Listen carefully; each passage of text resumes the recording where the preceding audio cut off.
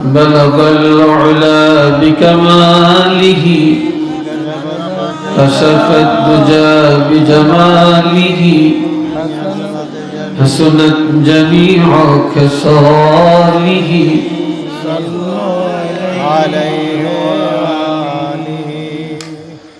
هو الحبيب الذي ترجى شفاعته لكل حول من الأحوال مقتحم بلغ العلا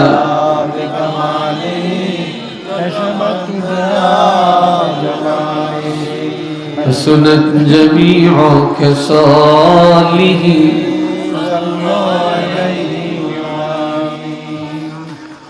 আলহামদুলিল্লাহ নসরপাড় কেন্দ্রীয় জামে মসজিদ ও নুরানি মাদ্রাসা কর্তৃক আয়োজিত ইসালে সওয়াব ওয়াজ ও দোয়ার মাহফিলের সম্মানিত সভাপতি জনাব মোহাম্মদ শাহজাহান সাহেব, বিশিষ্ট ব্যবসায়ী, ঢাকা। সহসভাপতি জনাব মোহাম্মদ সেলিম সাহেব, সভাপতি নচরপাড় কেন্দ্রীয় জামে মসজিদ। প্রধান অতিথি বিশিষ্ট ইসলামী চিন্তাবিদ, বহুদিনী প্রতিষ্ঠানের প্রতিষ্ঠাতা ও পরিচালক ফিরে তরিকত আলহাজ আল্লামা হাফিজ মাওলানা শাহ মুহাম্মদ মিসবাহুল ইসলাম লতিফি, মিরসরাই দরবার শরীফ, চট্টগ্রাম। সম্মানিত বিশেষ মেহমানদের মধ্যে অন্যতম অত্র অঞ্চলের সূর্য সন্তান, অসংখ্য আলিমের ওস্তাদ, ওস্তাদুল উলামা, সকলের প্রাণের স্পন্দন, প্রখ্যাত আলেমে দ্বীন আলহাজ হযরত মাওলানা মুহাম্মদ ইমাম হোসেন সাহেব, সম্মানিত প্রিন্সিপাল, রঘুনাথপুর দারুস সুন্নাহ নেসারিয়া ফাজিল ডিগ্রি মাদ্রাসা, কাশিমপুর, হোমনাথ, কুমিল্লা। সম্মানিত ওয়াইজিন কেরামদের মধ্যে আছেন হযরত মাওলানা হাফিজ মোহাম্মদ রবিউল ইসলাম আউয়াল, খতিব নসরপাড় কেন্দ্রীয় জামে মসজিদ ও প্রতিষ্ঠাতা পরিচালক হযরত আব্দুল কাদের জিলানী রহমতুল্লাহি আলাইহি, নুরানি হিফজুল কোরআন মাদ্রাসা, সোনাইমুড়ি, উত্তর বাজার, বরুড়া, কুমিল্লা। হযরত মাওলানা মুহাম্মদ রেজাউল করিম, খতিব নসরপাড় উত্তরপাড়া জামে মসজিদ। হযরত মাওলানা মুজিবুর রহমান সাহেব, শিক্ষক, নসরপাড় নুরানি মাদ্রাসা। উপস্থিত হযরত উলামায়ে কেরাম, আমার সামনে বসা মুরব্বিয়ানে কেরাম, উপস্থিত কলিজার টুকরা যুবক ভাইয়েরা, পর্দার অন্তরালে অবস্থানরত সম্মানিত মা ও বোনেরা, মহান আল্লাহ পাকের দরবারে শুকর আদায় করি। আমরা মহব্বতে উচ্চ কণ্ঠে বলি আলহামদুলিল্লাহ। গতকাল পবিত্র ঈদুল ফিতর অনুষ্ঠিত হয়েছে। গত পরশুদিন পর্যন্ত আমরা রোজা রেখেছি। ঈদের পরের দিন প্রত্যেকের বাড়িতেই কিছু না কিছু ব্যস্ততা থাকে। আপনাদের প্রত্যেকের বাড়িতে আছে, কেউ হয়তো মেহমান হয়ে যাবেন, গেছেন, কেউ হয়তো মেহমান হয়ে আসছেন। এই ব্যস্ততার মধ্যেও আল্লাহ পাক এমন একটি অনুষ্ঠানের আয়োজন আপনারা করতে পারছেন এবং এলাকার অসংখ্য অগণিত আল্লাহর বান্দার মাঝ থেকে আপনাদেরকে আল্লাহ পাক এখানে উপস্থিত হওয়ার তৌফিক দিয়েছেন। এজন্য আসুন আমরা শুকর আদায় করি, উচ্চ আওয়াজে গভীর মনের ভালোবাসা দিয়ে পড়ি আলহামদুলিল্লাহ। আমি আপনাদের মাঝে কালামে হাকিম থেকে আমি একটি আয়াত পড়েছি, নবীজির লক্ষ লক্ষ হাদিস মোবারক থেকে খুব ক্ষুদ্র একটা হাদিস পড়েছি। দোয়া করুন আমি যেন এর উপরে স্বল্প সময়ে কিছু কথা বলতে পারি। আল্লাহ পাক যেন বলার মতো ইলম যোগ্যতা আমাকে দেন, সবাই বলি আমিন। ইচ্ছা করলে কেউ কিছু বলতেও পারে না, কিছু করতে পারে না। আল্লাহ যদি ক্ষমতা দেন তাহলেই পারেন। কাজী আল্লাহ রাসূল বলেছেন, ক্বালা রাসূলুল্লাহ সাল্লাল্লাহু আলাইহি ওয়াসাল্লাম, ইন্নামা আনা কাসিমুন ওয়াল্লাহু ইউতি। ইলম দান করেন আল্লাহ, সেই ইলমের বন্টনকারী হচ্ছে আমি রাসূলুল্লাহ সাল্লাল্লাহু আলাইহি ওয়াসাল্লাম। আল্লাহ দান করেন, আমি হলাম বন্টনকারী। তো জানি না কোন কথা আল্লাহ এখানকার জন্য মঞ্জুর করে রাখছেন। আল্লাহ পাক যেন সে কথাগুলো আমাদেরকে বলার এবং শ্রবণ করার শক্তি দেন। আশেপাশে প্রত্যেকটা ঘরে এখন মানুষ আছেন। এখন ঈদের ছুটিতে অনেকেই বাড়ি ঘরে আছেন। এটা আপনাদের জন্য একটা নেয়ামত। এই মাদ্রাসা একটা নেয়ামত, মসজিদ একটা নেয়ামত, আজকের মাহফিল আরেকটা নেয়ামত। আর এই নেয়ামতের শুকর আদায় হবে যদি আপনারা এখানে এসে বসে ধৈর্যের সাথে কথাগুলো শুনেন। সব নিয়ামতের শুকর শুধু আলহামদুলিল্লাহ বললে আদায় হয় না, কোনটা সশরীরে পালন করলে আদায় হয়। তা আমি অনুরোধ করব আপনাদেরকে, যারা আছেন আশা রাখি সবাই চলে আসবেন। হাজরিনে কেরাম, রমজান মাস ছিল আমাদের জন্য একটা প্রশিক্ষণের মাস। আমরা রমজান মাসে রোজা রেখেছি, কথা কম বলেছি, কোরআন পড়ছি, তাহাজ্জুদ পড়েছি, জিকির আজকার করেছি, দান সদকা করছি। আমরা জামাতে নামাজটা বেশি আদায় করার চেষ্টা করছি। কিন্তু এই শিক্ষাটা নিয়ে আমরা বাকি 11 মাস চলব, এটি ছিল আমাদের রমজানের একটা শিক্ষা। কিন্তু দেখা যায় রোজা চলে গেছে ঠিক, কিন্তু গতকাল থেকেই দেখা যায় যে রমজানের সাথে ঈদের দিন থেকে আর আমাদের চরিত্রের কোনো মিল নেই। আমাদের চরিত্রের কি নেই, কোনো মিল নেই। ঈদের নামাজ পড়া এটা ওয়াজিব, কিন্তু ঈদের দিন 5 ওয়াক্ত নামাজ এটা কি বলেন আপনারা? কিন্তু দেখা যায় যারা ঈদের নামাজ পড়ছেন, অনেকে রোজা রাখছেন, খুব যাকাত দিচ্ছেন, দান সদকা করছেন, মাশাআল্লাহ, আল্লাহ কবুল করুক।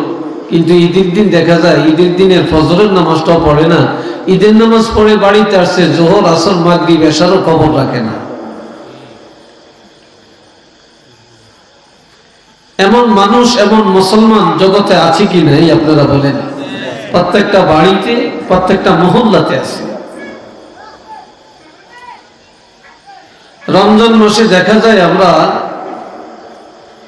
অনেকেই কোরআন পড়ি, সারা বছর হাত না দিলেও কিন্তু রমজান মাসে একটু চেষ্টা করি। রমজান চলে গেলে কোরআনের পাশে দিয়ে আর আমরা হাঁটতে চাই না। আমাদের চরিত্রটা এমন। ইমাম গাজ্জালী মস্ত বড় একজন আল্লাহর ওলি ছিলেন। তিনি একদিন হাঁটতে হাঁটতে মরুভূমির জমিনে চলে গেলেন। আসরের টাইম হয়ে গেল, এখন ওযু করবেন, নামাজ পড়বেন, কিন্তু তিনি ওযুর পানি পান না, তালাশ করছেন। পর্দার আড়াল থেকে একটা মহিলা হুজুরকে দেখে খুব মৃদু স্বরে বললেন, হুজুর কি যেন চাচ্ছেন? বলে, মা আমি ওযুর পানি তালাশ করছি, পানি পাই না, আমি ওযু করব, আসরের নামাজটা আদায় করব। বললেন, আমাদের বাড়ির পূর্ব দিকে একটা পুষ্করিণী আছে, দেখেন পানি আছে কিনা। আসলে ওই পুষ্করিণীতে পানি নাই, মেয়েটা ভালো করে জানে, পুষ্করিণীর তলা সহ শুকনা, ফেটে গেছে, পানি নেই। আল্লাহর ওলি দৌড়িয়ে গেলেন, গিয়ে দেখলেন পানি নাই। এটার অর্থ হলো যে পুষ্করিণীতে যে পানি নাই, এটা আল্লাহর ওলিকে বুঝাবার জন্যই বললেন, হুজুর দেখেন পানি আছে কিনা। লিয়াত মাহিন্না কালবি, মনের প্রশান্তি এটা। আল্লাহর ওলি গিয়ে দেখলেন পানি নাই। ঘরের পাশে এসে বললেন, মা পানি তো নাই। বলে, আল্লাহর ওলি আপনি যেখানে আছেন সেখানে দাঁড়িয়ে থাকেন, কিছুক্ষণের মধ্যে পানি পাবেন, ওযুও করতে পারবেন। মেয়েটা দৌড়াইয়া পর্দার আড়ালে দিয়া পুষ্করিণীর পাড়ে যে একটু থুথু নিক্ষেপ করলেন, সাথে সাথে ওই পুষ্করিণীর তলা দিয়া আল্লাহর হুকুমে পানির জোয়ার আসতে শুরু করে দেয়। মুহূর্তের মধ্যে পুরা পুষ্করিণী পানিতে ভরে গেল। এসে বললেন, হুজুর যান পানি পাবেন। আল্লাহর ওলি গিয়ে দেখলেন পুষ্করিণী ভরা পানি। কিছুক্ষণ আগে পানি নাই, এখন এত পানি। ইমাম গাজ্জালী ওই পানি দিয়ে ওযু করলেন এবং আসরের নামাজ আদায় করলেন। নামাজ পড়ার পরে আবার ঘরের পাশে এসে ডেকে বললেন, মা কি আমলটা তুমি করো? আমি জীবনে এত আমল করলাম, এই বুজুর্গি অর্জন করতে পারি না, তুমি একটা মেয়ে হয়ে এমন কি আমল করো যে আমলের কারণে আল্লাহ পাক পুষ্করিণীতে পানি ভরপুর করে দিল। মেয়েটা বলে, গো আল্লাহর ওলি তেমন কিছু করতে পারি না, তবে 5টা আমল আমি কখনো ছাড়ি না। এটা সুবহানাল্লাহ বলবেন না? কয়টা আমল? 5টা আমল। 1 নম্বরে, যেদিন আমি বিবাহের পরে স্বামীর গাড়িতে করে স্বামীর ঘরে ঢুকি, সেদিন থেকে কোনোদিন আমি ঘরের বাহিরে যাই না। যেদিন স্বামীর সাথে স্বামীর ঘরে ঢুকলাম, সেদিন থেকে কোনোদিন আমি পর্দার বাহিরে যাই না। 2 নম্বরে, 1 ওয়াক্ত নামাজ আমার কাজা হয় না। 3 নম্বরে, 1 দিনের জন্য আমার কোরআন তেলাওয়াত নষ্ট হয় না, কাজা হয় না। 4 নম্বরে, আমি আমার স্বামীর মনে কখনো ব্যথা দেই না, সব সময় আমার স্বামীকে রাজি খুশি রাখার জন্য চেষ্টা করি। 5 নম্বরে, স্বামীর সংসারের কাজ করি হাতে আর পায়ে, পায়ে হাঁটি হাতে কাজ করি, আর আমার জবানে সারাক্ষণ আল্লাহর হাবিবের উপরে দুরূদ শরীফ তেলাওয়াত করি। সুবহানাল্লাহ। এই 5টা আমলের কারণে আল্লাহ পাক আমাকে এই বুজুর্গিটা দান করেছেন। এই ছাড়া আমার মধ্যে আর কিছু নাই।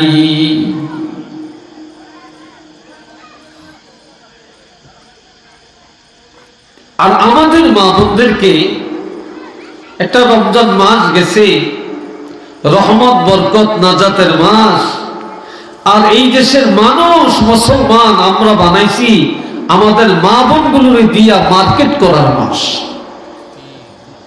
কি কথা ঠিক না?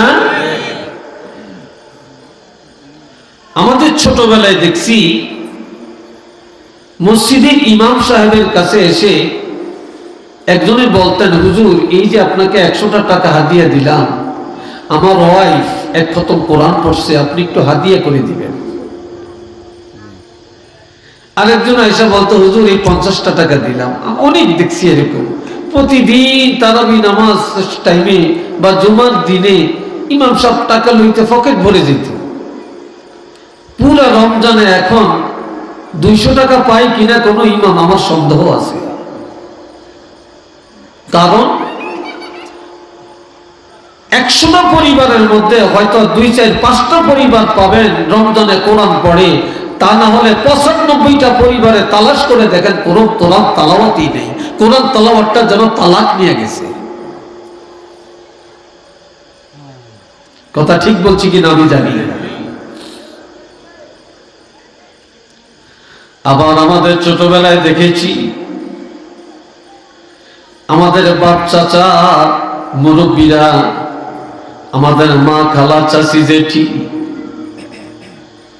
সকালবেলায় ফজরের নামাজ আদায় করে জানালার পাশে অথবা ঘরের দরজাটা খুলে একটা পাটি বিছায়া বসে বসে আল্লাহ কোরআন তেলাওয়াত করতেন। ঘরের পাশে দিয়ে গেলে অনেক সময় মহিলাদের গুনগুন গুনগুন আওয়াজ শোনা যেত। আর এখন ঘরের পাশে দিয়ে গেলে মাশাআল্লাহ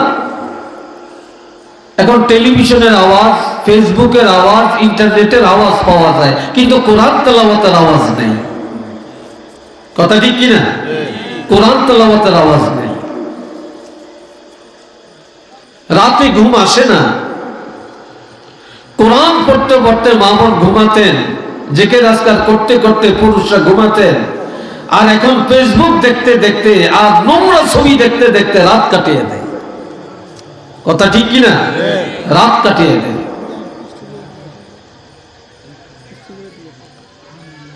অথচ এটা কেমন কোরআন?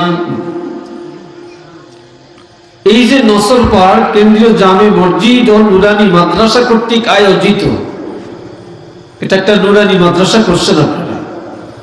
আপনারা এটা আমার কথাগুলো ধীরস্থির ভাবে মানে কান লাগিয়ে দিলের কানে শুনেন, কথা বলবেন না। আর সবাই একটু ধৈর্যের সাথে বসে কথা শুনেন, যাই যেই কয়জনই আসছেন।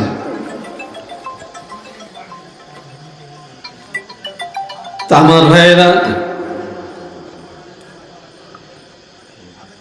কেমন কোরআন আমরা পেলাম।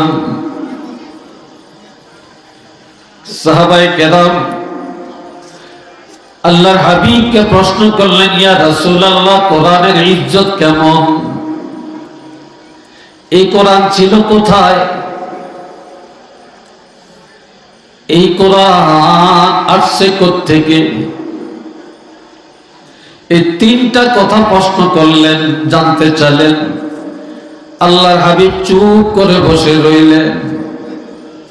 নবী তো কখনো নিজ থেকে কোনো কথা বলতেন না। হযরত ইব্রাহিম আমিন এসে আল্লাহর হাবিবকে জানিয়ে দিলেন, ইন্নাহু লাকুরআনুন কারীম।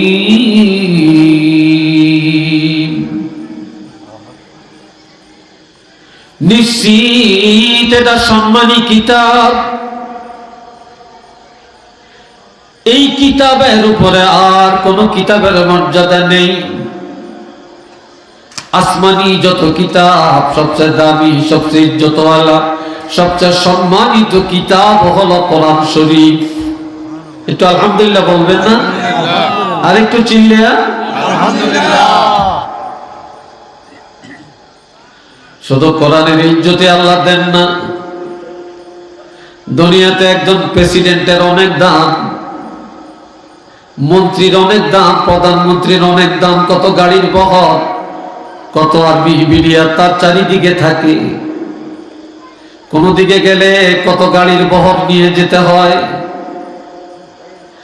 একজন সচিবের কত দাম, ডিসির কত দাম, এসপির কত দাম, ইউনো সাহেবের কত দাম, একজন ডাক্তার, একজন ইঞ্জিনিয়ার, একজন বৈজ্ঞানিক, তারপরে একজন শিল্পপতি, কোটিপতির কত দাম। দামের কোনো শেষ দুনিয়াতে নাই। আর আমার রাসূল বলেছেন, দুনিয়াতে যত দামি মানুষ হোক না কেন, আল্লাহর কোরআন যারা পড়ে, কোরআন যারা পড়ায়, কোরআনের এলেম যাদের মধ্যে আছে, তারা গরিবের ছেলে হতে পারে, নিম্ন বংশের হতে পারে, কম টাকাওয়ালা হতে পারে, গরিব হতে পারে, ইমাম হতে পারে, মুয়াজ্জিন হতে পারে, শিক্ষক হতে পারে। আল্লাহ কোরআনের কারণে আল্লাহ পাক রাজা বাদশা চাইতে আরো বেশি দামি বানিয়ে দিয়েছে।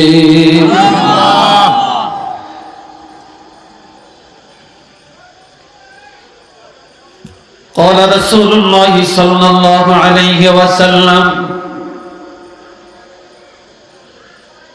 إن العالم أو متعلم إذا مر على قرية يرفع عنه عذاب القبر 40 يوما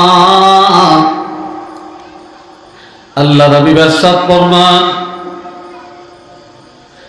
আপনাদের এলাকায় নসরপাড়া গ্রামে কত নেতা, কত মন্ত্রী, এমপি, ডিসি, এসপি আসা যাওয়া করে, কিন্তু কেউ বলতে পারবে না এলাকার কবরে রাজা আল্লাহ মাফ করে দিয়েছে। কিন্তু কোন একজন আলেম অথবা কোন একজন তালিবুল ইলম যদি কোন এলাকায় অবস্থান করেন, আল্লাহর হাবিব বলেন ওই এলাকা কবরে আযাব আমার আল্লাহ 40 দিনের জন্য ক্ষমা করে দেন। এটা কি ব্যক্তির কারণে না এই আলেমের ভিতরে আল্লাহ কোরআনের নূর থাকার কারণে? কত সম্মান। কয়েক মাস আগে বাংলাদেশের 3 বারের প্রধানমন্ত্রী বেগম খালেদা জিয়া ইন্তেকাল করলেন। ওনার জানাজাটা কি ওনার ছেলে তারিক জিয়া পড়াইছে নাকি? কথাটা বলেন। অন্য কোন মন্ত্রী পড়াইছে? বাংলাদেশের প্রেসিডেন্ট পড়াইছে মনে হয়। কে পড়াইছেন? তিনি কি একজন আলেম না? তিনি তো একজন আলেম।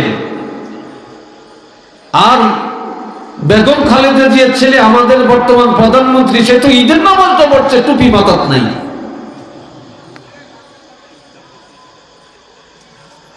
এই কথা ঠিক না?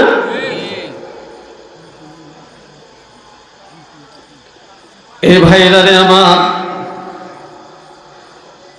এরপরে আমার আল্লাহ বলেন ফি কিতাবিন মাকনুন, এটা গোপন ভান্ডারের কিতাব, লৌহে মাহফুজে সংরক্ষণ করা কিতাব। কেন এটা আমার আল্লাহ বললেন? এই আয়াতটা নাজিল হয় ইয়ারমুকের যুদ্ধের পর। ইয়ারমুকের যুদ্ধের মধ্যে অসংখ্য কোরআনের হাফেজকে শহীদ করা হয়। অসংখ্য কোরআনের হাফেজ। এই দেশে যেন কোরআনের কোনো সিলসিলা না থাকে, কোরআনের আক্ষরিক জ্ঞান না থেকে কোরআন যেন ধূলিসাৎ হয়ে যায়, কোরআনওয়ালা মানুষ যেন না থাকে। তো নাউযুবিল্লাহ জোরে বলেন।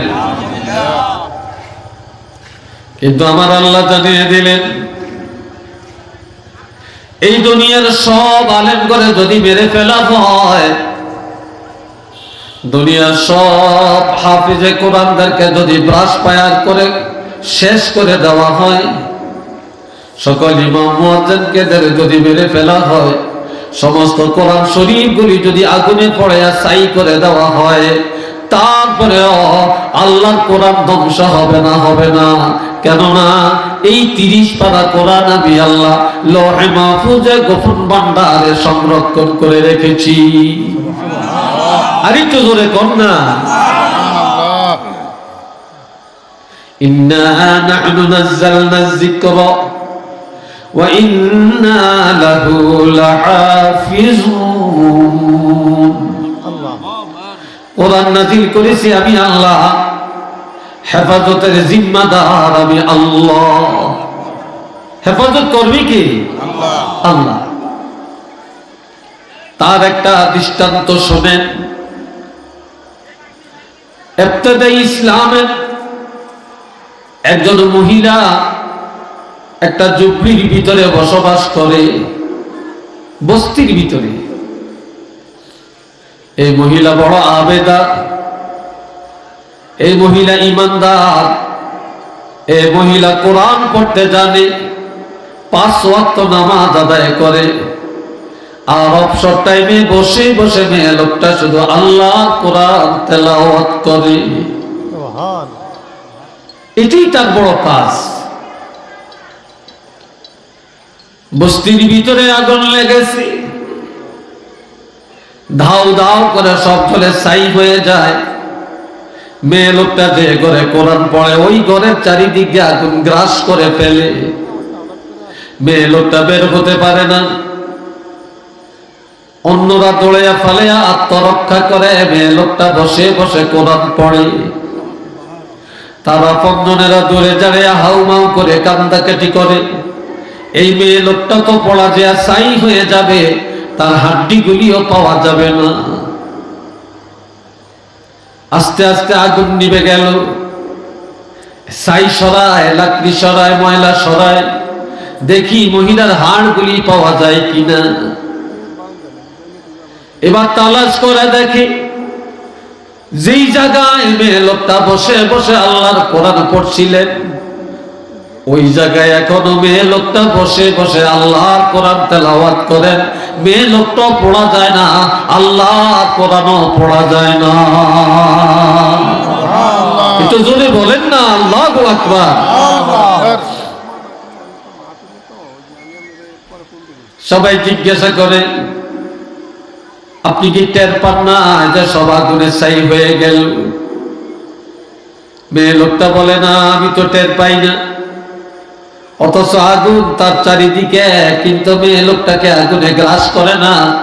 কারণ আল্লাহ শুধু কোরআনের হেফাজতই করে না, কোরআনওয়ালা এবং কোরআনওয়ালির হেফাজত আমার আল্লাহ করে। কে করেন? আমার আল্লাহ করেন। এই ভাই জানে আমার,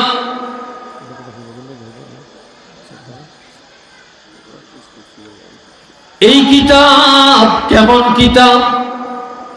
লা ইয়ামাসসুহু ইল্লাল মুতাহহারুন। এই কিতাব পবিত্রতা ছাড়া ধরা যায় না, ওযু ছাড়া বা পবিত্রতা ছাড়া ধরা যায় না।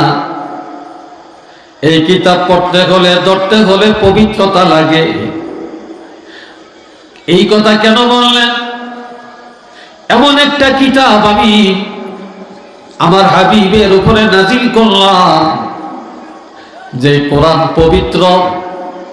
এই কোরআনে মানুষকে বানায় পবিত্র, সমাজকে বানায় পবিত্র, পরিবারকে বানায় পবিত্র, অন্তরকে বানায় পবিত্র, ব্যবসাকে বানায় পবিত্র, রাজনীতির মাঠকে বানায় পবিত্র, সমাজনীতিকে করে পবিত্র, অর্থনীতিকে বানায় পবিত্র, বিচার কার্যকে বানায় পবিত্র, সংসদকে বানায় পবিত্র, রাষ্ট্রনীতিকে বানায় পবিত্র। এমন কোরআন ধরতে হলে পবিত্রতা ছাড়া ধরা যায় না।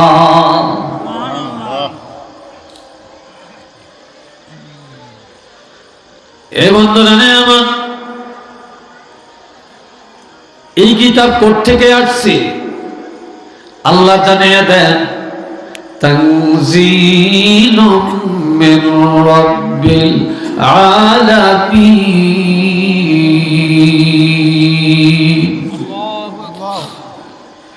এই কোরআন এটা সাগরের পানি দিয়া ভেসে আসে না, এটা বাতাসের সাথে উড়ে উড়ে আসে না, এটা কোনো গাছের পাতা না, গাছের ফল না, এটা কোনো খনিজ পদার্থ না। এই কোরআন বিশ্ব জগতের প্রতিপালক রব্বুল আলামিনের পক্ষ থেকে আমার আল্লাহ পাঠাইছে। সুবহানাল্লাহ কোন না? আল্লাহর পক্ষ থেকে এই কিতাব আসছে।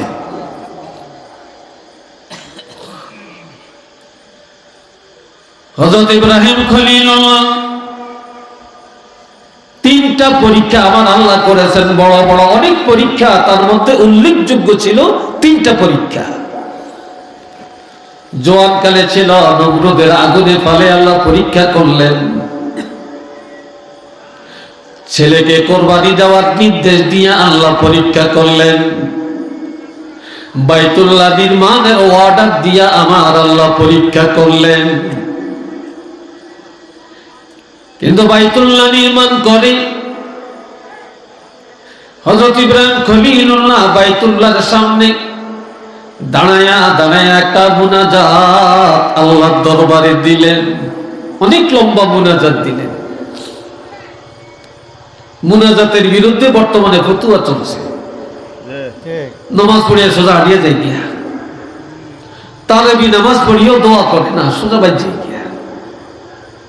আবার তারাবি নামাজ কেউ 8 রাকাত পড়িয়া যায় গিয়া, কেউ 12 রাকাত পড়িয়া যায় গিয়া, কেউ 10 রাকাত পড়িয়া যায় গিয়া। স্বাধীন।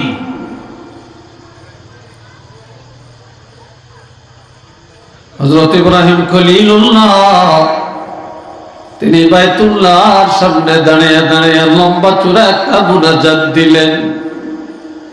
হযরত ইসমাঈল আলাইহিস সালাম আমিন আমিন বললেন। এই সাথে আল্লাহ পাকের রহমতের ফেরেশতারাও আমিন আমিন বললেন। কোন দোয়াগীরের দোয়া কবুল হয় না যারা দোয়াতে শরীক থাকে, তারা যতক্ষণ আমিন না বলে। কি না বলে? আমিন না বলে। আর দোয়াগিরি যখন দোয়া করেন, সহিহ মুসলিম শরীফের মধ্যে হাদিস আছে, একদল রহমতের ফেরেশতা গাড়ির কাছে পিছনে দাঁড়িয়ে থাকেন। এরা দেখে দাঁড়িয়ে দাঁড়িয়ে এই লোকটা যে দোয়া করে, দোয়ার মধ্যে বখিলি করে কিনা। যখন দেখে শুধু নিজের জন্য দোয়া করে আর কারো জন্য দোয়া করে না, তখন তারা আমিন বলে না। আর যখন দেখে লোকটা বখিল না, লোকটা সারা বিশ্বের মুমিন মুসলমান, আউলিয়ায়ে কেরাম, পীর বুজুর্গ, উলামায়ে কেরাম এবং সকল মুর্দেগানের জন্য দোয়া করে, এরপরে নিজের জন্য দোয়া করলো, তখন ফেরেশতারা বলে এই লোকটা সখী, এই লোকটা বখিল না। তখন ফেরেশতারা বলে আমিন আমিন আমিন, আল্লাহ তুমি এই লোকের মুনাজাত কবুল করে নাও। তখন আল্লাহর দরবারে দোয়া কি হয়? কবুল হয়ে যায়। হযরত ইব্রাহিম খলিলুল্লাহ দোয়ার মধ্যে একটা দোয়া ছিল, খুব জটিল একটা দোয়া ছিল। রব্বানা ওয়াবআস ফীহিম রাসূলাম মিনহুম ইয়াতলু আলাইহিম আয়াতিকা ওয়া ইউআল্লিমুহুমুল কিতাবা ওয়াল হিকমাতা ওয়া ইউযাক্কিহিম ইন্নাকা আনতাল আজিজুল হাকীম। হযরত ইব্রাহিম খলিল আল্লাহর কাছে বলেন, আল্লাহ এই আমার খালেক ও মালিক, বিশ্ব জগতের প্রতিপালক, আয় আল্লাহ রহমতের নবী, বিশ্ব নবী, মহানবী, নূরের নবী, শফিউল মুজনিবিন, আনিসুল গারিবিন, সর্বশ্রেষ্ঠ নবী। আল্লাহ কার ঘরে কার বংশে পাঠাও জানি না রে আল্লাহ, তবে আল্লাহ তোমার কাছে দাবি জানালাম, আবদার করলাম, আমি ইব্রাহিম খলিল তোমার কাছে আল্লাহ কায়ে মনোবাক্যে ফরিয়াদ করছি রে আল্লাহ, সর্বশ্রেষ্ঠ নবী তোমার হাবিব রহমাতুল লিল আলামিনকে আমি ইব্রাহিম নবীর বংশে আমার সন্তানদের মধ্য হতে পাঠিয়ে দাও। সুবহানাল্লাহটা আরেক জোরে বলবেন না? আল্লাহ নবীকে আমার বংশে আমার সন্তানদের মধ্যে হতে পাঠান। তোমার কাছে একটি আমার দাবি, আমার আল্লাহর দরবারে ইব্রাহিম খলিলুল্লাহ দোয়া মকবুল হয়, দোয়া কবুল। তবে এর মধ্যে বললেন, আল্লাহ তবে তোমার কাছে বেশি কিছু চাই না, শুধু চাই তুমি যে তোমার হাবিবকে পাঠাবে, তবে নবীর মধ্যে যেন 4টা গুণ পাওয়া যায়। কয়টা গুণ? 4টা গুণ। জোরে বলেন কয়টা? আমার নবী কি 4টা গুণের অধিকারী? নবীর গুণের কোনো শেষ আছে? জোরে বলেন আছে? নবীর কোন জিনিসের সাথে কোনো তুলনা করার কিছু আছে? হ্যাঁ,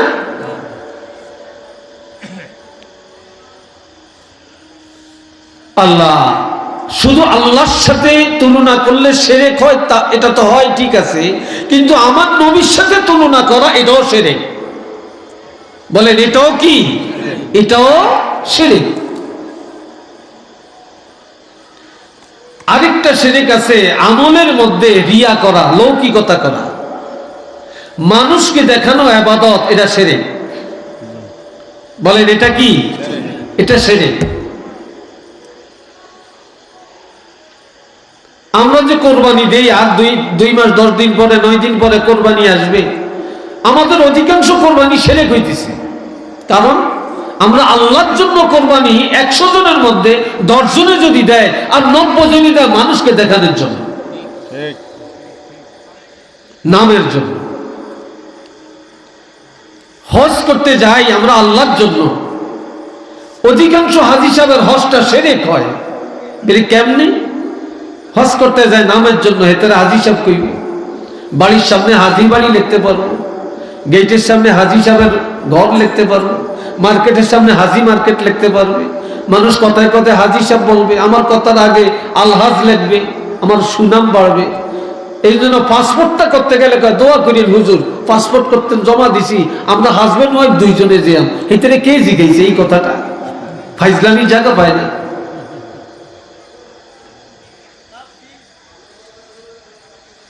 এটা অহংকার, এটা রিয়া, এটা একটা বাহাদুরি। আপনি নামাজ পড়তে যান, আমি নামাজ পড়তে যাই, আমি একজন নামাজি, এই কথা কি কেউ লেখে নাকি?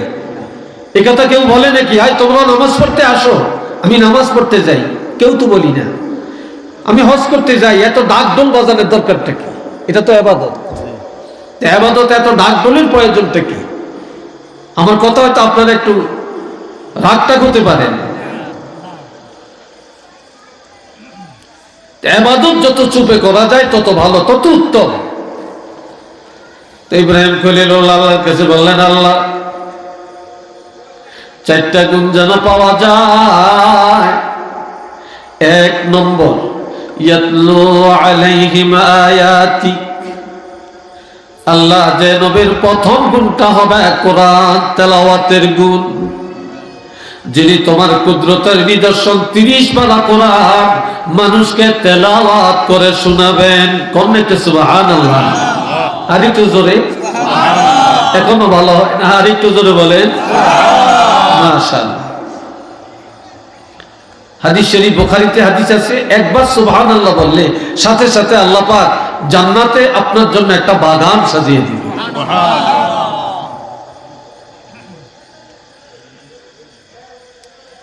তাহলে আল্লাহ নবীকে যে পাঠাবে, নবীর প্রথম গুণটা যেন তেলাওয়াতের গুণ হয়। আমার প্রাণের নবীজি রহমাতুল লিল আলামিন এই কোরআন পেয়ে এশার নামাজ আদায় করতেন। এশার নামাজ পড়ে নবীজি কোনদিন কিছু খাইতেন, কোনদিন কিছু না খেয়ে 2 রাকাত নামাজের নিয়ত করতেন। এই 2 রাকাত নামাজের মধ্যে আমার নবী সারা রাত দাঁড়িয়ে দাঁড়ায় 30 পারা কোরআন খতম করে দিতে। সুবহানাল্লাহ। কয় রাকাত নামাজ? 2 রাকাত নামাজে 30 পারা কোরআন নবী খতম করতেন। আবার দিনের বেলায় নবীর আরাম নাই। এখন তো মাদ্রাসা, আমাদের ছেলেরা মেয়েরা এসে মাদ্রাসায় পড়ে, তারপরে তো মাদ্রাসা পাঠাইতে চাই না। মাদ্রাসাকে দমে রাখার জন্য এরা পাশেই আরেকটা কেজি, নইলে কিন্ডারগার্টেন, নইলে ইংলিশ স্কুল একটা উঠে এলে মায়েরা টিফিন বক্স নিয়ে পোলা ফেরি নিয়ে হাতে ধরিয়ে নিয়ে বসিয়ে রাখে। আর সেখানে 1000 টাকা দেয় গাড়ি ভাড়া, আর ভর্তি ফিস দেয় 2000 3000, আর মাসে দেয় 1000। এরপরও টান পড়ে না। আর মাদ্রাসায় মুক্তবে নুরানি মাদ্রাসায় 500 টাকা ভর্তির ফিস কইলে কলিজা বাইটা যায়, আর 500 টাকা বেতন কইলে তো মাশাআল্লাহ পড়াইতে। এত টাকা কি কোরআন পড়াইতে লাগে নাকি? কি ভাই কথা ঠিক না? এই জায়গায় আসলেই মানুষের অভাব।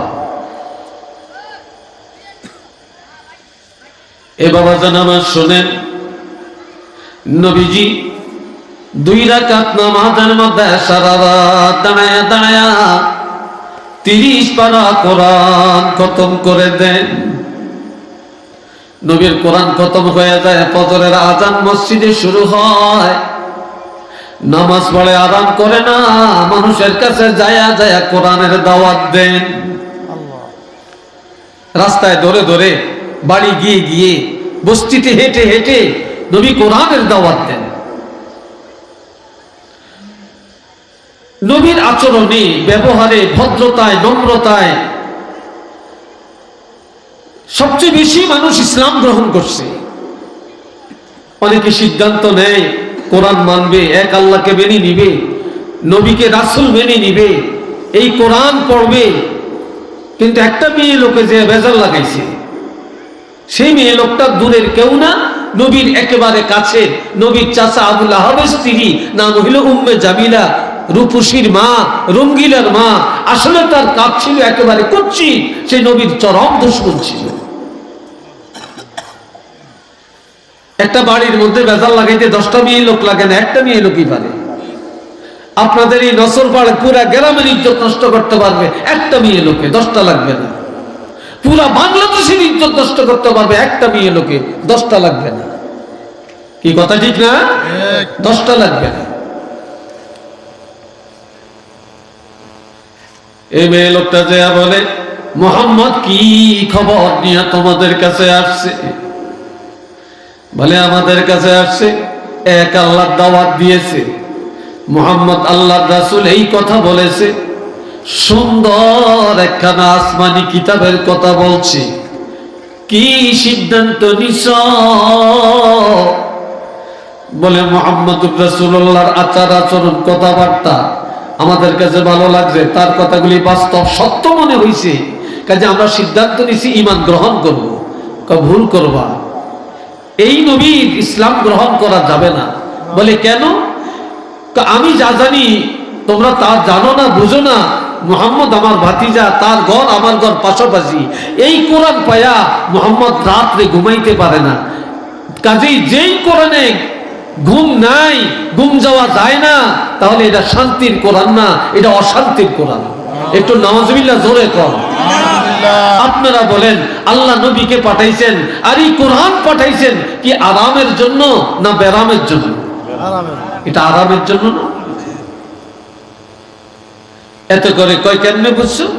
কয় এই কোরআন পাইয়া সারা রাত ঘুমায় না, দাঁড়িয়ে দেয়, খালি বক বক বক বক করে সারা রাত দাঁড়িয়ে এই কোরআন পড়ে। তোমরা যদি কোরআন মানো, এক আল্লাহকে মেনে নাও, নবীকে রাসূল মানো, সারা রাত কোরআন পড়া লাগবে, তোমরা জীবনে ঘুম যেতে পারবে না। কাজে এটা অশান্তির কোরআন। এতে করে মানুষের মন ভুলে যায়।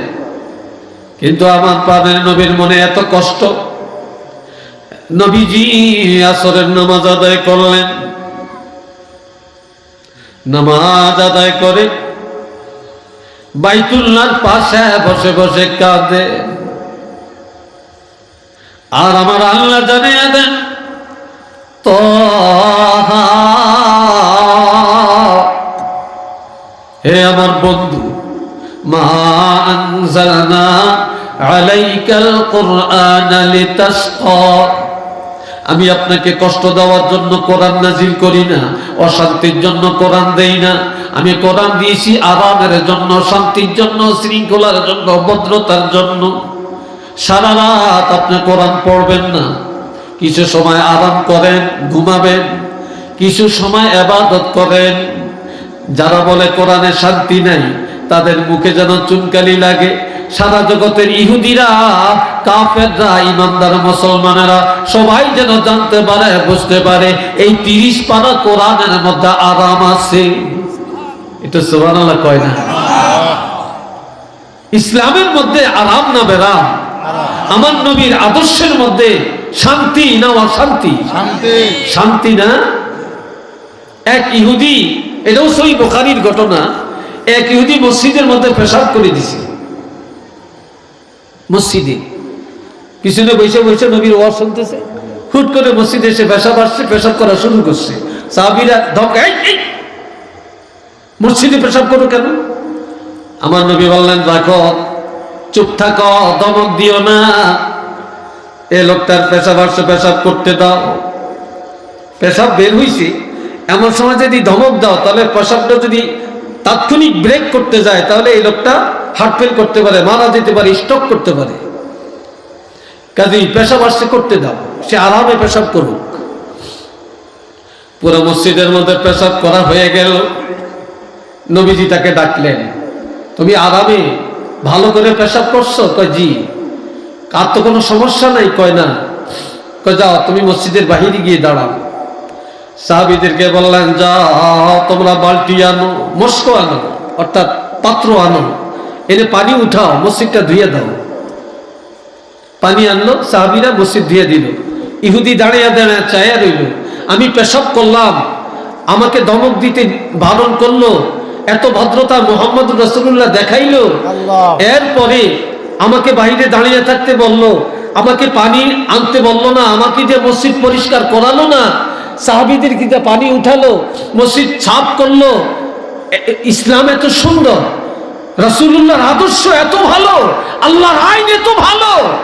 এই ইহুদি সাথে সাথে বললেন, আমি আর ইহুদি থাকবো না, আমি আর অন্য ধর্মগ্রন্থে আর কখনো সময় দিব না, আমি এখনই কলমা পড়ে রাসূলের পাকের হাতে বায়াত গ্রহণ করে আমি ইমানদার হয়ে যাব। বললেন, ইয়া রাসূলুল্লাহ, আমাকে ইমানদার বানিয়ে দেন। রাসূল তাকে কলমা পড়ে মুসলমান ইমানদার বানিয়ে দিলেন। একটু জোরে কন্যা সুবহানাল্লাহ।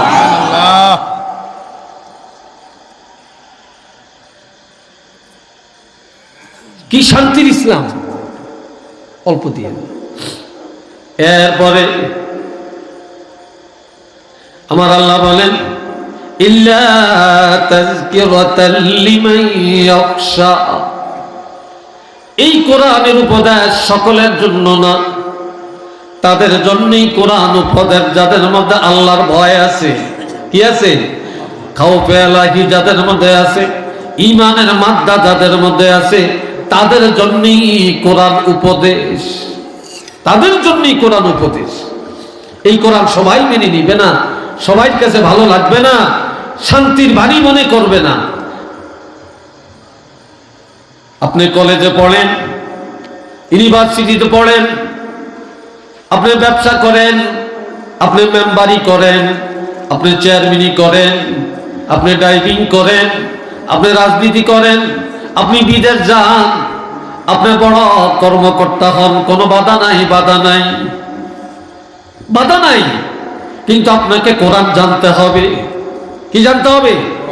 জোরে বলেন, আরো জোরে বলেন। আপনাকে কোরআন জানতেই হবে, কোরআন শিখতেই হবে আপনাকে। এটা থেকে বাঁচার কোনো উপায় নেই। যেহেতু যে যে সেক্টরেই থাকে মুসলমান নাম যার আছে তার জন্য নামাজ ফরজ। আর নামাজ পড়তে হলে আল্লাহর কোরআন লাগবে, আর কোরআন দিয়ে পড়তে হলে সহিভাবে পড়তে হবে, সহিভাবে পড়তে হবে। কত নেতারা বক্তৃতা দেওয়ার সময় সংসদে পর্যন্ত খাড়িয়া বিসমিল্লাহ পড়ে, বিসমিল্লাহির রহমানির রহিম, বিসমিল্লাহির রহমানির রহিম, কি জানি কয় আল্লাহই জানে, বেড়িয়ে করে যায়, বিসমিল্লাহটাও পড়তে জানে না। আর কোন একজন হুজুরকে জিজ্ঞাসাও করে না যে কিভাবে বিসমিল্লাহটা একটু মস্ক করিয়া দেন, এটাও জিজ্ঞাসা করে না। সবাই পণ্ডিত আমরা। এ ভাইরা রে আমার, আল্লাহর হাবিব রাহমাতুল লিল আলামিন শুধু এইটাই না,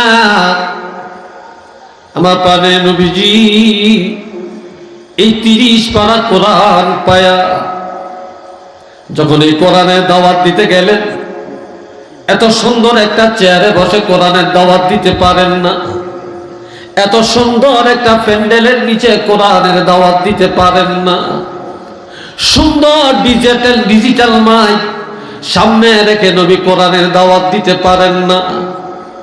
নবীজি এইভাবে হাজার হাজার মানুষের সামনে কোরআনের কথা বলতে পারেন না, চুপি চুপে দাওয়াত দিতেন, মানুষের কাছে যায়া যায়া যায়া যায়া দাওয়াত দিতেন।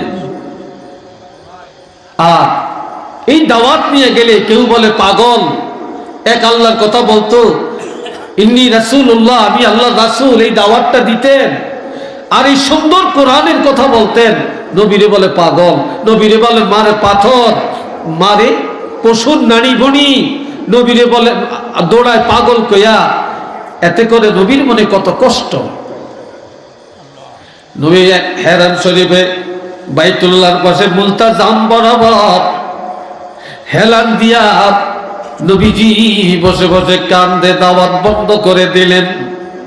আমরা ওয়াজ করে গেলে কয় না হুজুরে খুব ভালো কথা কইছে, হুজুরে আবার দাওয়াত দিয়ে, হুজুর ওয়াজটা খুব ভালো লাগছে, এল আমল করুক আর না করুক যাইতে যাইতে খুব বাহা বাহা দেয়। আর আমার নবী দাওয়াত দিতে গেলে নবীরে পাগল কইয়া দৌড়াইছে, নবীরে পাথর মারছে। নামাজে দাঁড়াইলে পিছন দিক থেকে এসে রশ্মি গলায় দিয়া, গামছা গলায় দিয়া নবীরে টানছে। একটু নাউজুবিল্লাহ কর না রে ভাই।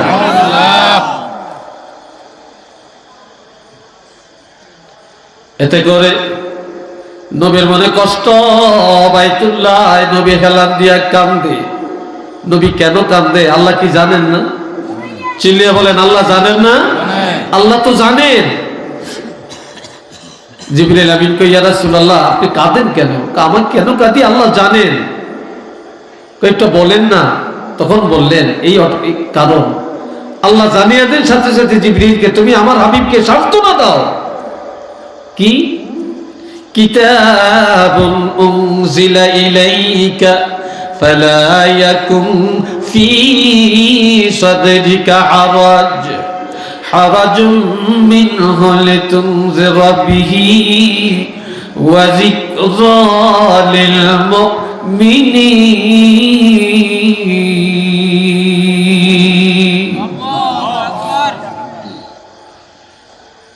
হুজুর আসছেন, আমি তো আর 5 মিনিট।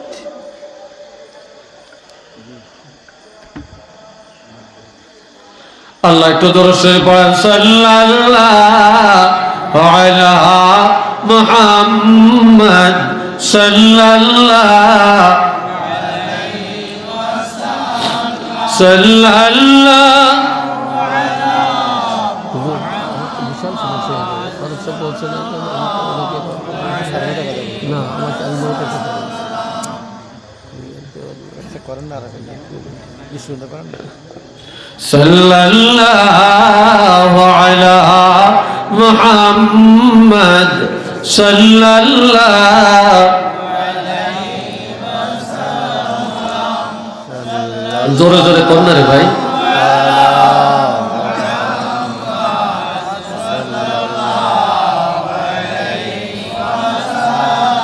সবাই আওয়াজ দিয়া বলেন আলহামদুলিল্লাহ। আরেকটু জোরে কর। আমার কথাগুলো বুঝতে সমস্যা হয় নাকি আপনাদের? হ্যাঁ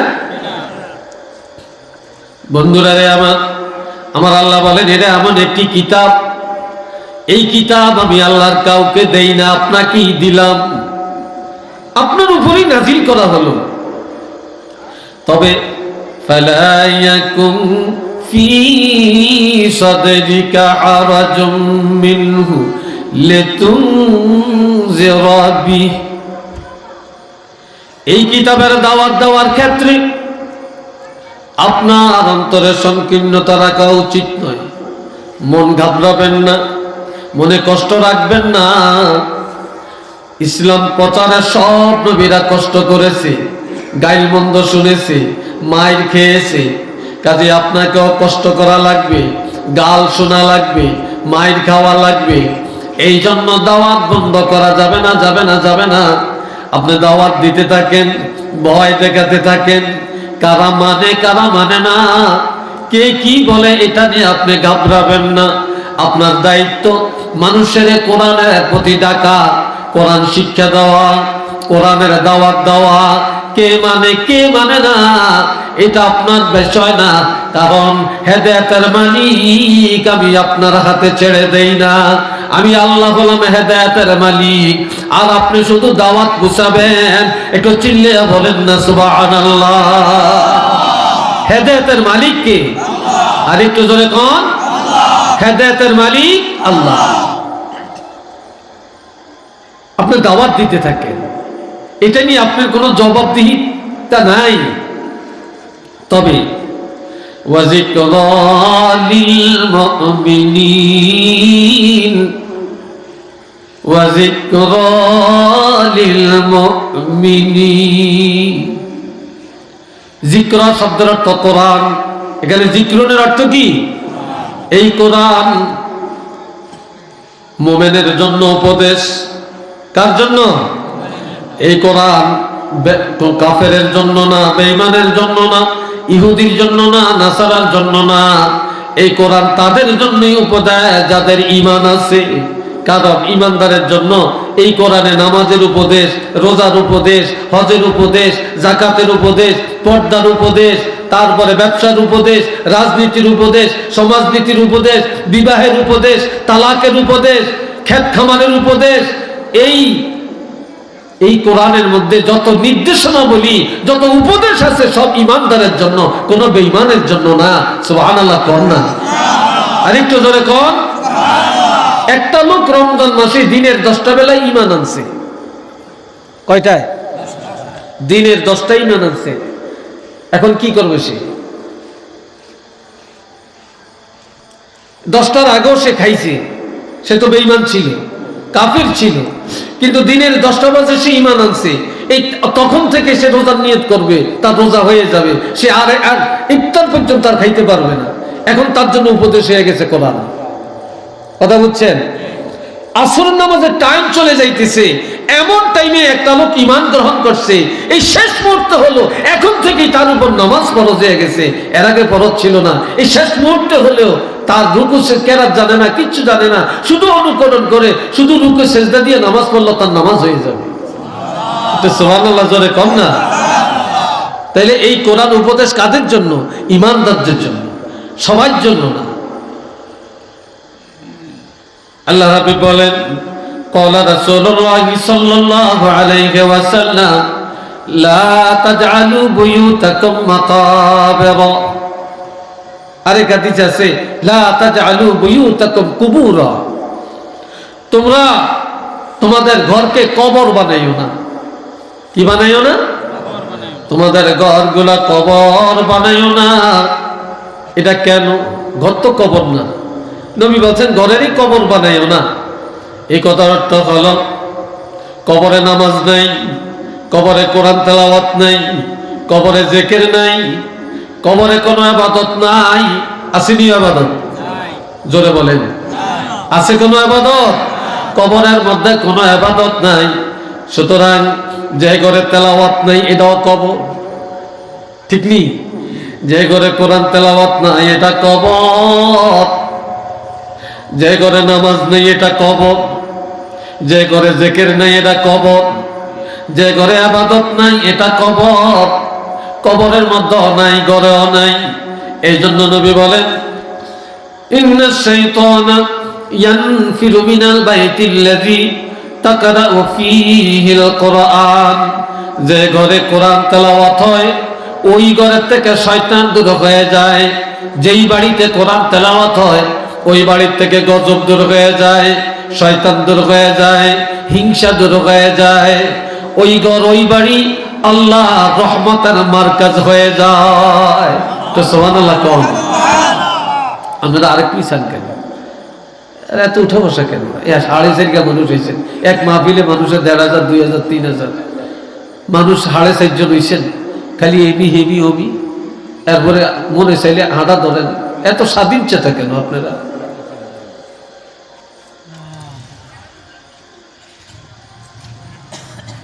আল্লাহ, রসগোল্লা খুব মিষ্টি, রসগোল্লা খুব মিষ্টি, খাইতে খুব স্বাদ। এই কথা ঠিক না? রসগোল্লা খাইতে কি খুব স্বাদ না? খুব মিষ্টি না? যার বিষম ক্ষেত্র জ্বর হয়েছে হিতের রসগোল্লা দিলে কিরম লাগবে? তিতা তিতা, খালি বমি আইব। হ্যাঁ, আমরা তো এখন বাটপারি করতে করতে, হারাম খাইতে খাইতে, সুদ খাইতে খাইতে, ঘুষ খাইতে খাইতে, মিথ্যা বলতে বলতে, ফরেডা খাইতে খাইতে, বাটপারি করতে করতে, ধোঁকাবাজি করতে করতে এমন বিষম ক্ষেত্র হয়েছে, এখন কোরআন হাদিসের এই মিষ্টি কথাগুলি তিতা লাগে, তিতা লাগে, ভালো লাগে না। কিছু মানুষের কাছে, সবাই কাছে। এ বাবা জিরানে আমার, নবীজি বলছেন ইন্না শাইতানা ইয়ানফিরু মিনাল বাইতিল্লাযী তাকরাউ ফীহি সূরাতুল বাকারা, যে ঘরে প্রতিদিন সূরা বাকারা একবার তেলাওয়াত করা হয় ওই ঘরের থেকে শয়তান দূর হয়ে যায়। নবী আরেক হাদিসে বলছেন, কেউ যদি সচ্ছল জীবন যাপন করতে চায় সে যেন প্রতিদিন সূরা বাকারা তেলাওয়াত করে। আর এই সূরা বাকারা যদি যেই ঘরে প্রতিদিন তেলাওয়াত হবে ওই ঘরের মানুষ কোনোদিন কারো কাছে যে হাত পাতা লাগবে না, আমার আল্লাহ তার অভাব মুক্ত জীবন যাপনের ব্যবস্থা করে দিবে। একটু চিল্লে বলেন না আলহামদুলিল্লাহ। আর একটু জোরে কন আলহামদুলিল্লাহ। দুরূদ শরীফ পড়েন সাল্লাল্লাহু করতে করো না। আমি আগে একদম আসলে দিতে চাই না, অনুরোধ রাখতে যে এই গরিব ভাবাতে চাই। মুহাম্মদ সাল্লাল্লাহু আলাইহি ওয়াসাল্লাম, জোরে জোরে সাল্লাল্লাহু।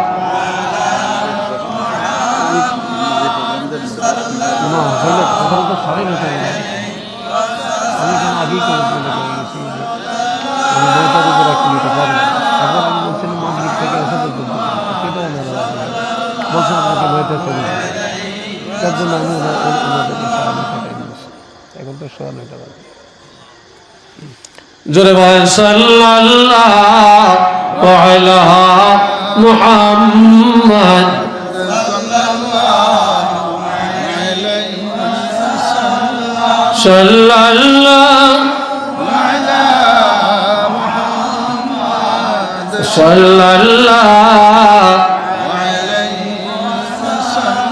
সবাই মহব্বতে বলেন আলহামদুলিল্লাহ। আরেকটু জোরে কোন আলহামদুলিল্লাহ। একটা লোক হঠাৎ মৃত্যুবরণ করছে, মৃত্যুর সময় তার স্ত্রীর গর্ভে একটা বাচ্চা ছিল। স্ত্রীরে ডাক দিয়ে বলতেছে, আমার তো অবস্থা ভালো না, আমি তো চলে যাব, তবে তোমার গর্ভের এই সন্তানটা যদি ছেলে হয় তাকে আল্লাহর কোরআন পড়ায়। কি পড়ায়? তারে আল্লাহর কোরআন পড়ায়। লোকটা মারা গেছে। মৃত্যুর পরে তার স্ত্রীর গর্ভ থেকে পুত্র সন্তান হয়। এই বাচ্চা আস্তে আস্তে বড় হয়, কথা বলতে শিখে, আর বাপের ওসিয়ত অনুযায়ী এই বাচ্চাটাকে নুরানি মাদ্রাসায় নিয়ে ভর্তি করায়, বা একটা বক্তব্য নিয়ে ভর্তি করাইছে। হুজুর এতিম, বাপ নাই। তার বাপে, সে যখন আমার গর্ভে ছিল তার বাপে ওসিয়ত করছে যদি আমার একটা ছেলে হয় তাহলে তাকে আল্লাহর কোরআনের ইলম শিক্ষা দিও। আমি এই জন্য আপনার কাছে নিয়ে আসছি। এ সময়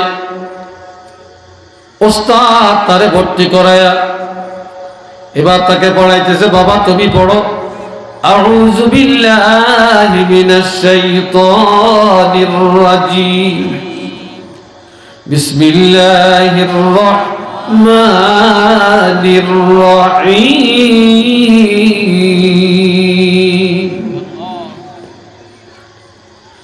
এই আউযু বিল্লাহ বিসমিল্লাহ পড়ার সাথে সাথে আমার আল্লাহ ফেরেশতাকে ডাক দিয়া বলে, এই জাহান্নামের ফেরেশতারা তার কবরের আযাব বন্ধ করো। এই ছেলের বাবার কবরে কঠিন আযাব, সে দুনিয়া এমন কোন ভালো কাজ করে যায় না যার দ্বারা সে নাজাত পাবে। কঠিন আযাব হইতেছে, বলতেছে আযাবটা বন্ধ করো। এই লোক দুনিয়াতে নাই, সে ওসিয়ত করে আসছে তার ছেলে হলে আল্লাহর কোরআন শিক্ষা দিতে। ওস্তাদের কাছে বসে বসে সে আউযু বিল্লাহ বিসমিল্লাহ পাঠ করলো, আর আমি আল্লাহর রহমতের দুনিয়ায় জোশ মেরে উঠল। তার সন্তান দুনিয়াতে বিসমিল্লাহ পড়বে আর তার বাবা জাহান্নামের আগুনের মধ্যে জ্বলবে। এটা আমি আল্লাহর সহ্য হয় না। ফেরেশতারা রে, তাই ছেলের কোরআন তেলাওয়াতের কারণে শুধু বিসমিল্লাহর বরকতে আমি আল্লাহ তার বাবার কবরটাকে জান্নাতের বাগান বানিয়ে দিলাম। আরেকটা আওয়াজ দিয়া কর না রে ভাই। আজ আমরা মাদ্রাসায় ছাত্র করে দিতে চাই না, এলিম শিখাতে চাই না। ভাই আপনারা বলেন, একটু দেখান, একটা নজির দেখান। একজন কোরআনের হাফেজ, একজন আলেম, একজন ইমাম অবহেলিত আপনারা দেখান। পারবেন দেখাইতেন? দেখাইতে পারবেন না। একজন মুয়াজ্জিন যত ভালো খায়, একজন মন্ত্রী তো এত ভালো খানা চোখে দেখে না। একজন ইমাম যত ভালো খায়, একজন প্রধানমন্ত্রী তো এত ভালো খানা খাইতে পারে না। তারপর একজন প্রধানমন্ত্রী, দেশের প্রেসিডেন্ট কোথাও গেলে এক গ্লাস পানিও খাবে না। দুইজন ডাক্তার থাকে, ডাক্তারটা যখন পরীক্ষা নিরীক্ষা করে বলবে হ্যাঁ ওকে খাইতে পারেন, তারপরও সন্দেহ জাগে, খায় না। আপনি একটা আপেল দিচ্ছেন, খাবে না, পরীক্ষা করে দেখবে এটার মধ্যে কিছু আছে কিনা, তাহলে খাবে না, খাবে না। আর আমরা যে আলেম আর ইমাম মুয়াজ্জিন, আমরা বক্তা, আজ এক দেশে কাইল আরেক দেশে, কে পাক করে কে বাজার করে কাউকে দেখিও না, চিনিও না। আর এমন কোন ইতিহাস নাই যে ডাক্তার দিয়ে খানা পরীক্ষা করে খাওয়া লাগছে। কি কথা ঠিক কিনা? আছে এমন কোন ইতিহাস নাই। এটাকে বলে রিজকুন কারীম, এটা সম্মানী রিজিক। এটা কি? আলেমদের রিজিক, সম্মানী রিজিক। কোরআনওয়ালা রিজিক, সম্মানী রিজিক। একজন মুয়াজ্জিনের বেতন ৫,০০০ টাকা। কত টাকা? একজন মুয়াজ্জিনের বেতন ৫,০০০ টাকা। এরপরও দেখেন এতে এত কিস্তি নেই। কি নেই? কিস্তি নেই। আর কত মানুষ হাজার হাজার টাকা রুজি করে, কিস্তির অভাব নেই, সুদের অভাব নেই, ঋণের অভাব নেই। কি কথা ঠিক কিনা? এরপর একজন মুয়াজ্জিন আলহামদুলিল্লাহ এই ৫,০০০ টাকা বেতন বইয়া যা খায়, আর যেই জামাটা গায়ে দেয়, একজন ভালো শিক্ষিত ভালো চাকরিওয়ালা এত ভালো জামা গায়ে দিতে পারে না। আর এই হুজুরের জামাটা যত টাকা খরচ হয়, আমাদের আরেকজনের জামাত এত টাকা খরচ হয় না। কি বিশ্বাস হয়নি আপনাকে? তাইলে এগুলা কি সম্মান না? এগুলা কি ইজ্জত না? শুনেন, আমার কাছাকাছি আমার এক ভাই, আমার পাশাপাশি বাড়ি, 4 ছেলে, সব স্কুল কলেজে পড়ে। আর আমার মা নিয়ত করছে, আমার বাবা নিয়ত করছে আমাকে মাদ্রাসায় পড়াবে। তো ওরা বলতেছে আমার বাপকে মাকে ক্রিটিসাইজ করে, আপনার একটা ছেলে কেন দিলেন মাদ্রাসায়? বলে আমরা দিছি, সে আলেম হবে, আমরা বললে জানাজা পড়বে।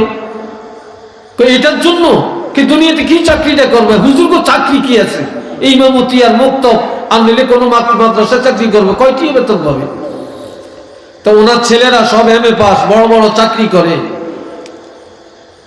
তাই আমার মা বললেন দুনিয়ার কামাই খাওয়ার জন্য দেই না, বললে জানাজা পড়বে, দোয়া করবে, 30 আর কিছু লাগতো না।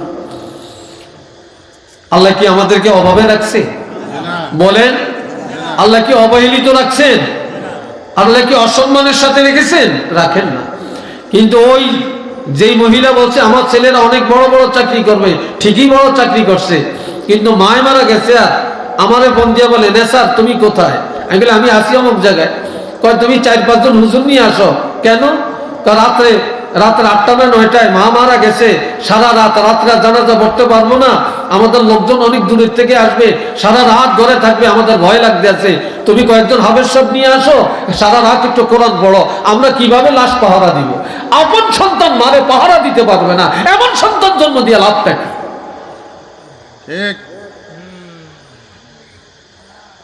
কি ভাই কথা ঠিক বললাম কিনা বলে? আছে কিনা এমন মানুষ? তাহলে এমন সন্তান বানিয়ে যান।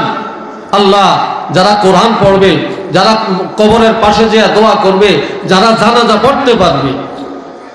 হাজিরিন, একটা লোক মারা গেছে, শশীনের বিশ্বাস জানাজা পড়ছে।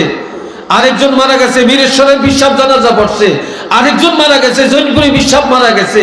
আরেকজন মারা গেছে, সিলেটের ফুলতলির বিশ্বাস জানাজা পড়ছে। আর এই নসুরপাড়া গ্রামের একটা লোক মারা গেছে, তার আপন ছেলে একজন কোরআনের হাফেজ অথবা একজন আলেম, সে জানাজা পড়ছে।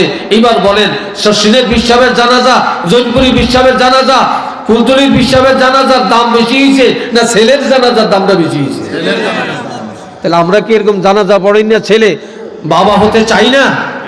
আল্লাহ আমাদের প্রত্যেকের কবুল করেন, সবাই বলেন আমিন। আর একটু জোরে বলেন আমিন। আমি সবার কাছে দোয়া চাই, আমার জন্য দোয়া করবেন। ভাই আপনারা আবদার করছেন, এখন 9:23 বাজে, আমি আরেক জায়গায় ওয়াদাবদ্ধ, সেখানে আমি 9:30 মাইক ধরার কথা। এখানে আমার এক মহব্বতের ভাই, উনি আবার সম্পর্কে ভাই সাহেব হয়, ওনার আপন সমদ ভাই, আমার ইউনিয়নে আমার বাড়ির পাশে বাকিলা ফাজিল মাদ্রাসার তিনি সুনামধন্য অধ্যক্ষ, উনি আমাকে খুব অনুরোধ করছেন। আমি বলছি যে ভাই আমার তো ওখানে কাছে, আমরা যাওয়ার টাইমে এখানে একটু 1 ঘন্টা আলোচনা করে যাবেন। আমি শুধু ওনাদের আবদার, ওইদিকে ভাই সাহেব বারবার করছে, আসছি, কিন্তু আমি অনুরোধ আপনাদের রাখতে আসছি, কিন্তু আমি আরেক জায়গায় তো অপমান হয়ে যাব। তো এই জন্য আমি আজকে আর সময় দিতে পারলাম না। ইমাম সাহেব হুজুর আছেন, আমার ভাই সাহেব আছেন, আপনারা মিরেশ্বরের বিশ্বব খুব কাছাকাছি, কয়েক মিনিটে চলে আসবেন। তা আসলে ইনশাল্লাহ উনি আলোচনা করবেন, আখিরি মুনাজাত দিবেন। এর আগে ভাই সাহেব আছেন, হুজুর আছেন, মাইক ধরে রাখবে, কেউ যাবেন না। আর আমি আপনাদের কাছে ক্ষমা প্রার্থী যে আমি আর সময় দিতে পারলাম না। তবে ইনশাল্লাহ আপনাদের সাথে আজকে পরিচয় হয়ে গেল। যদি আপনারা স্মরণ করেন, আর আল্লাহ আমাকে বাঁচিয়ে রাখেন, ইনশাল্লাহ যোগাযোগ করলে ইনশাল্লাহ আমি আপনাদের এখানে আসবো, এই প্রতিশ্রুতি দিয়ে গেলাম। তবে সময় নিয়ে কথা বলবো ইনশাল্লাহ। অন্য কোনো প্রোগ্রাম, আমি এমনই প্রোগ্রাম কম নেই, খুব কম নেই, আটকে গেলে হয় আর কি, আজকে যেটা হইল। তো ইনশাল্লাহ আর অন্য কোনো প্রোগ্রাম নিব না। 1.5 ঘন্টা 2 ঘন্টা বয়স যাই হয়েছে, আমি কখনো টাইমের দিকে চাইয়া ওয়াজ করি না। 2 ঘন্টা 2.5 ঘন্টা কথা এখনো বলতে হয়, এখনো বলি ইনশাল্লাহ, আপনাদের দোয়া ইনশাল্লাহ বলি। তবে ইনশাল্লাহ আমার প্রতি কেউ মনে কষ্ট রাখবেন না ভাই, কেউ রাখবেন না। আমি দোয়া চাই সবার কাছে এবং সবাইকে দোয়া করি, আল্লাহ যেন কবুল করেন। ওমা আলাইনা ইল্লাল বালাগ। আসসালামু আলাইকুম ওয়া রাহমাতুল্লাহ।